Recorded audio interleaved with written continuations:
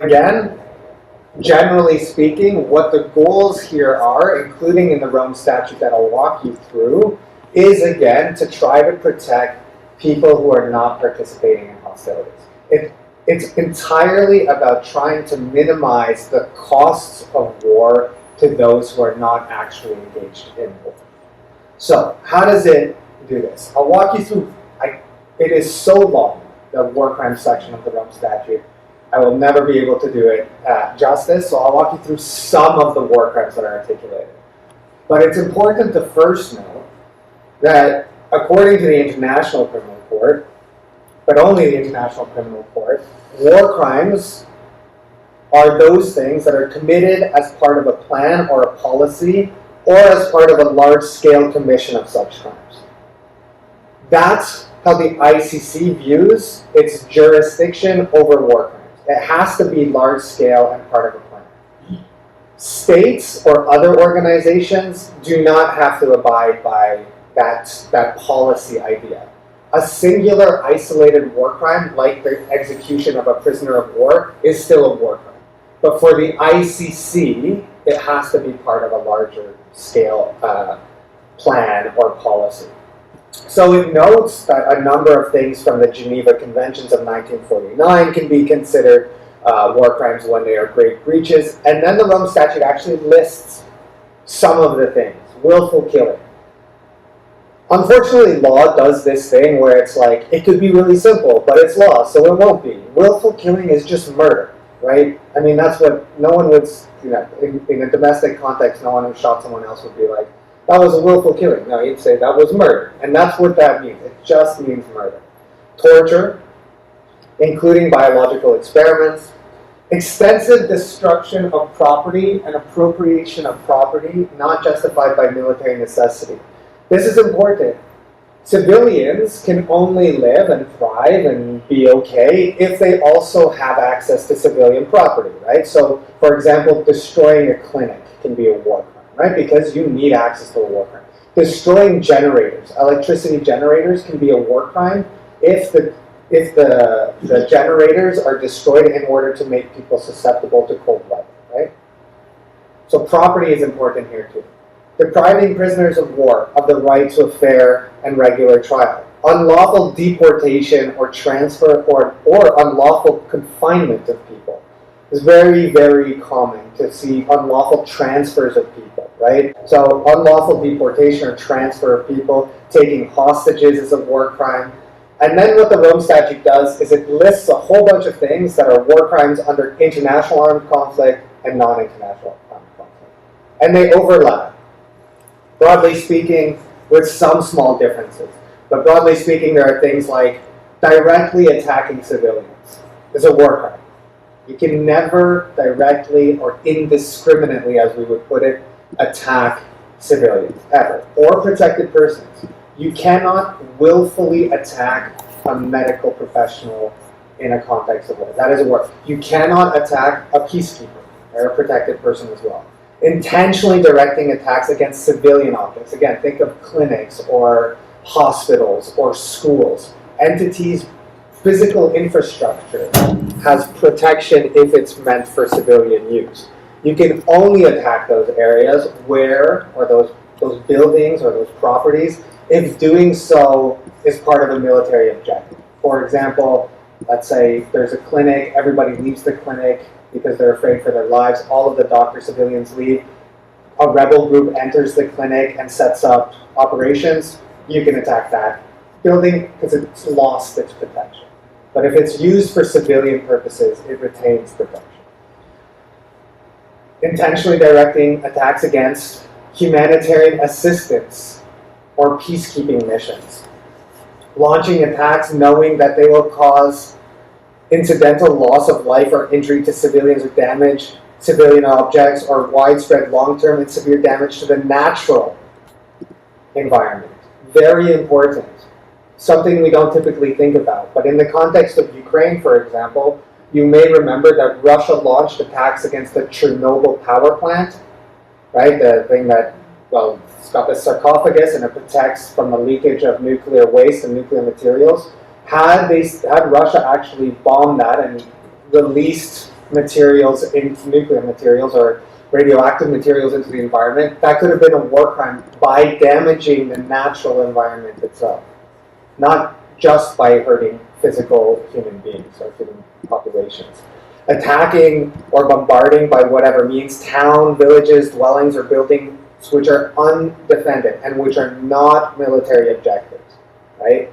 Again, there's a principle called military necessity where if you are fighting a war, if people are fighting a war, they can take over villages, they can do certain things. IHL does not say you can't kill civilians, but it must be proportional. You must have, your conduct must be guided by military necessity, and you cannot target civilians. Killing or wounding a combatant who has surrendered. So that's the protection of a prisoner of war, for example.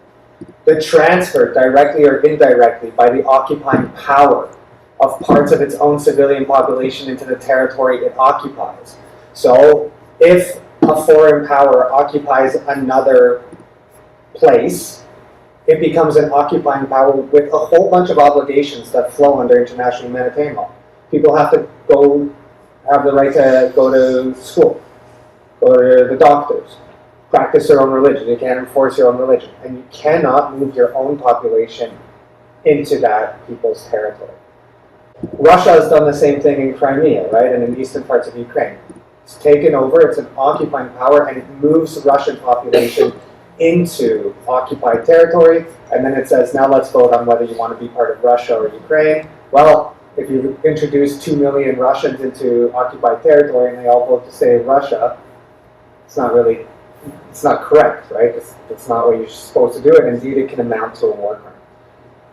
Directing attacks against buildings dedicated to religion, education, art, science, historical monuments, right? Attacking effectively the cultural or day-to-day life of civilians can be a war crime.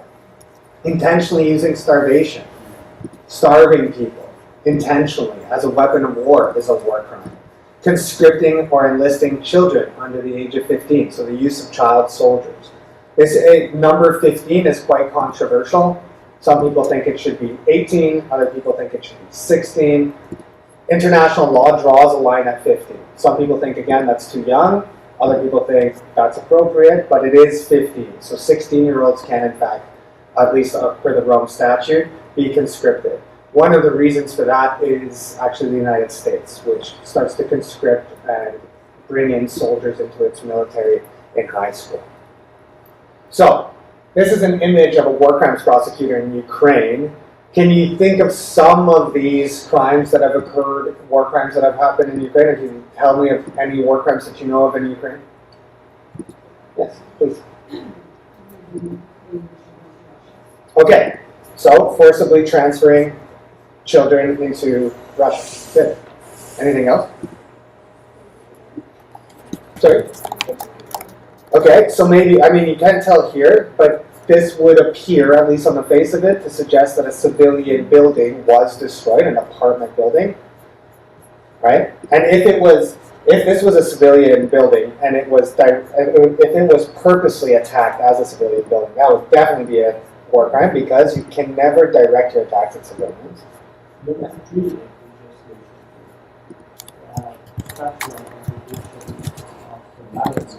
Okay, so maybe it's of a civilian object or property. Yeah. Anything else? Destruction of public service institutions like hospitals. Good. Maternity wards. We saw maternity wards, hospitals. Destruction of civilian property. Right? Yeah, absolutely. Hospitals. And there's been a recent, just this week, reporting actually of the execution, for example, of soldiers who walked out of a building and surrendered, and they had their hands up. In that moment, when you have your hands up and you declare that you are surrendering, you are now what we call hors de combat. You are outside of combat, and you become a protected person. You can be arrested, or you can be detained, and you can be brought to a camp, whatever, but you must be afforded certain rights, and you cannot be killed. And if a protected person in that instance is killed, it is indeed a war crime. Okay, let's talk now about crimes against humanity.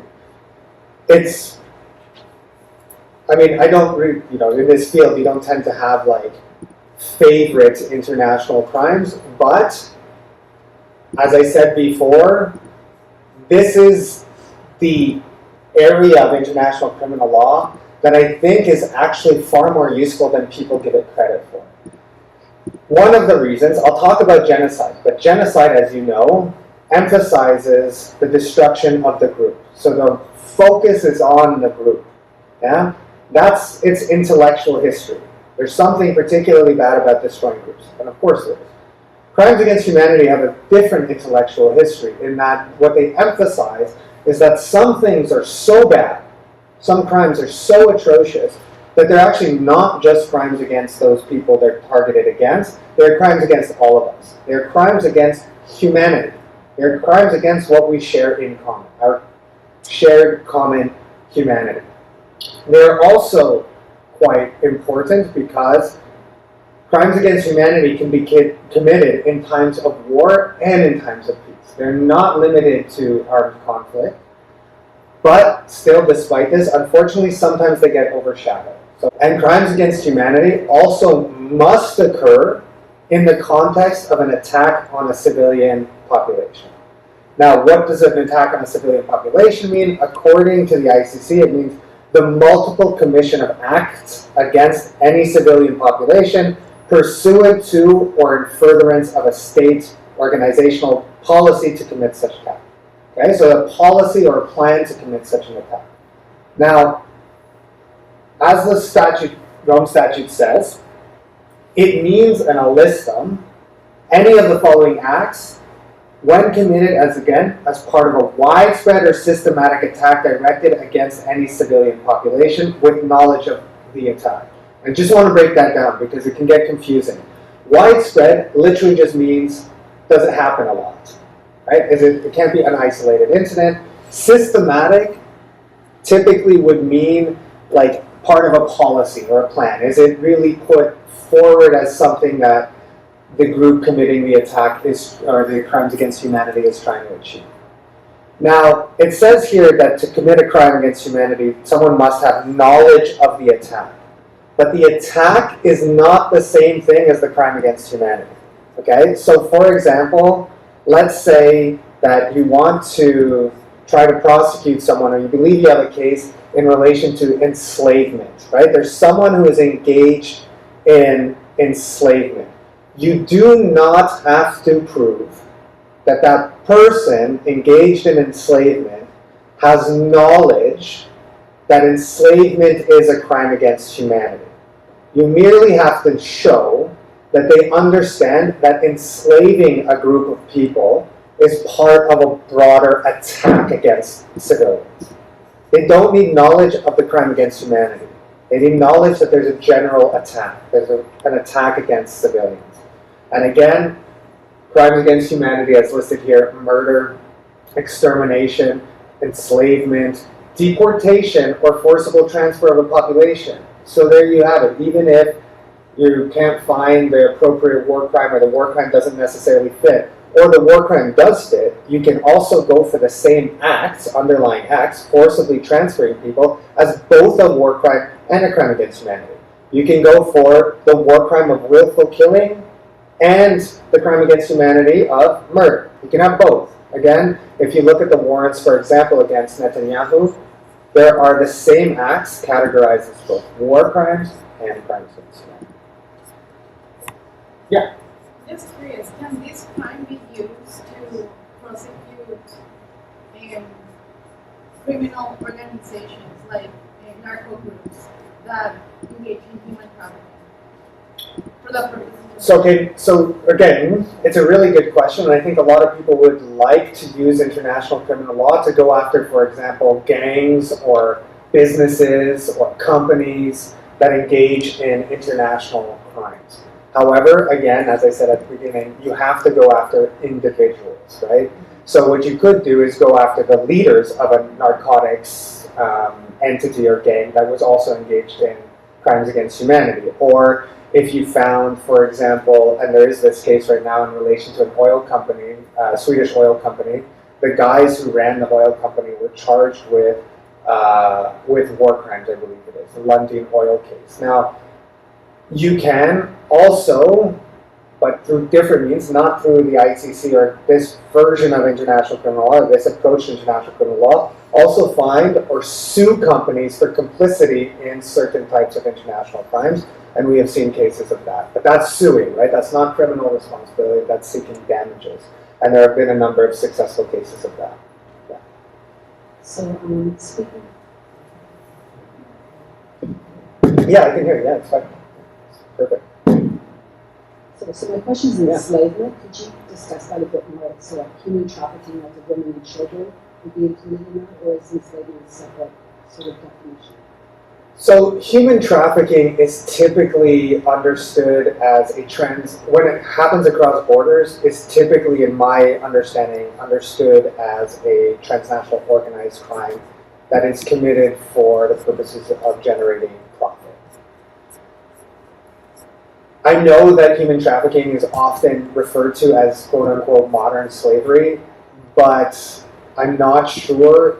I certainly can't think of a single case where human trafficking has been brought forward as enslavement as a crime against humanity. Here, you're really, my understanding again is you would be thinking of indentured labor. You were thinking of enslavement. You were thinking of people being deprived of their liberty and then forced into various forms of labor, as opposed to being trafficked for the purposes of financial benefit. But I will talk about trafficking in a little bit, because I think it's an important thing to keep in mind. The Boko Haram, yeah. Well, and those also appear to be hostages, right?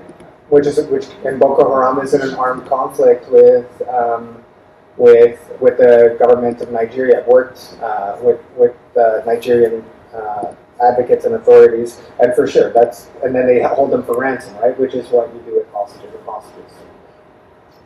So, imprisonment or other severe deprivation of physical liberty. There, I think you have an argument, for example, that what has happened to the Uyghurs in Xinjiang is also a crime against humanity. Imprisonment as part of a widespread and systematic attack against the civilian population. Torture, rape, sexual slavery, enforced prostitution, forced pregnancy, enforced sterilization, etc. Also crimes against humanity. Persecution, enforced disappearances.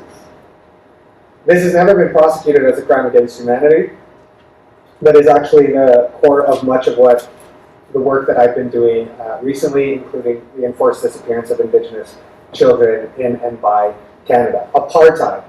We heard earlier the idea of gender apartheid. Apartheid is essentially full-blown structural discrimination against a particular group. We historically have known it in relation to South Africa and the structural systemic discrimination of black people. But right now, as we speak, there's an effort to try to get gender apartheid codified as a crime against humanity in a new treaty, a crime against humanity treaty.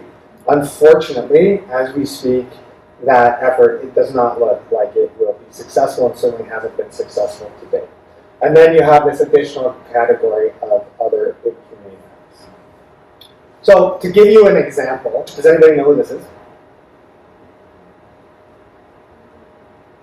No? Yeah. So this is Duterte, Rodrigo Duterte. Until a couple of years ago, he was the president of the Philippines. Before that, he was the mayor of a city called Davao, and he was a police officer and really, really hated both drug users and those who sold drugs. And his response to that was to organize death squads, which literally went around different communities, first in Davao and then elsewhere, and literally just murdered them. No warrants, arrest. The numbers are staggering, maybe 10,000, maybe 20,000, maybe 30,000 people who were murdered. He was actually very open about it, said like if his police officers wouldn't do it, he would do it himself. And about 2 weeks ago, in a series of events that I don't think anybody could have predicted, he was actually surrendered to the International Criminal Court by the government of Philippines. There's lots of political reasons behind that, very unique political reasons. with a falling out between his family and the family of another former dictator of the Philippines, Bongbong Marcos. But in any case, who's now president. But in any case, he has been sent to The Hague to face charges of crimes against humanity. And in his case, the court, the prosecutor, has alleged that those thousands of murders constitute a widespread and systematic crime against humanity. Widespread, 10,000 people is a lot of people. That's obviously widespread, right? Systematic, it was a policy of his death squad. It was his policy as a president, right? So you see that they can be both. However, it does not have to be. The Rome Statute says to be widespread or systematic, but oftentimes, especially if you have a government or a state authorizing these crimes, you'll find that they are both widespread and systematic. So we'll see what happens with him. It'll be very interesting. Okay, let's move on. Yes? So, quick question on the widespread aspect of this. So do we have a cutoff in terms of what we consider as widespread to be considered for this kind of crimes? The second one, I'm just going back to your earlier comment about you mentioned that there's no really material difference between genocide and crimes against humanity. I was just wondering, in terms of punishment at the end of the day, is there a distinction between the two? Somebody who may have been engaged in crimes against humanity versus somebody who may have been confirmed to. In terms of sentencing? Genocide. Yeah, sentencing or whatever. Yeah. So I would say from off the bat, there's absolutely a material difference. There's a big difference between genocide and crimes against humanity, right? Genocide focuses on the extermination with intent of the group. That's what I'll talk about in a second. And crimes against humanity requires a widespread and systematic attack against a civilian population. So they may overlap. All of these things to some degree overlap. It is very hard to commit genocide without committing a crime against humanity of murder, for example, or forcible transfer of a population. So these things do overlap. So I think it's good, it's useful to see them relating to each other, and overlapping, but they are distinct in how you can actually try to prove them. In terms of, whether or not one would end up in a higher sentence than the other, that's an excellent question. I would have to look at the statistics, because right now I'm not sure entirely. And there's a limit. Most international courts that deal with international crimes have a limit on how many years you can be sentenced to.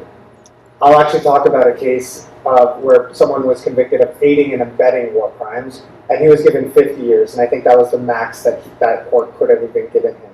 So genocide would probably very quickly get you towards the highest, versus perhaps, other crimes against humanity might get you less, but I don't actually know. And sentencing in international criminal law is still a little bit of a moving target. We don't have that many cases, so you got to kind of try and get into the heads of the judges, and that's not an easy thing to do. And the first question that you had was... Actually, is widespread. Oh, whether there's a threshold. Again, you're trying to get into the head of the judges. What they would not accept is, for example, 3 murders here and then 2 years later 4 murders there. Right? That's not widespread. Right? That's not widespread if there's sporadic violence, right? But you will not find, to the best of my knowledge, a judge who will ever tell you, show me there's 600 in 3 months, and then I'll tell you it's widespread. They don't give you math. It's not a mathematical equation. It's an attempt to bring forward evidence that suggests that we're not talking about sporadic violence. We're not talking about moments of violence. We're talking about something more systematic or widespread.